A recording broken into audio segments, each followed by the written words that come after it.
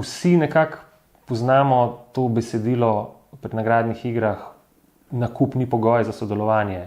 Redko kdo pa ve, zakaj se to pravilo daje v nagradne igre.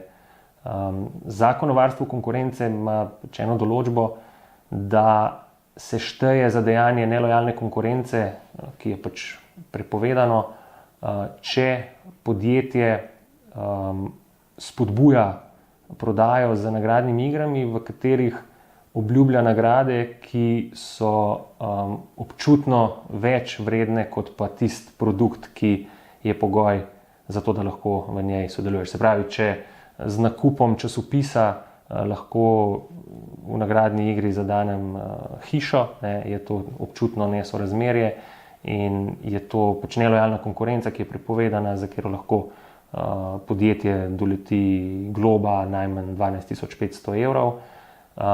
In da to tveganje eliminiramo, kadar imamo dejansko neke relativno vredne nagrade, se to stori na ta način, da se reče, da pač nakup ni pogoj za sodelovanje. Se pravi, lahko zberete 10 etiket, se pravi naših artiklov, pomeni, da ste nakupili, lahko pa pošljete prosti spis o tem, kako so vam te isti artikli všeč in kako radi jih uporabljate.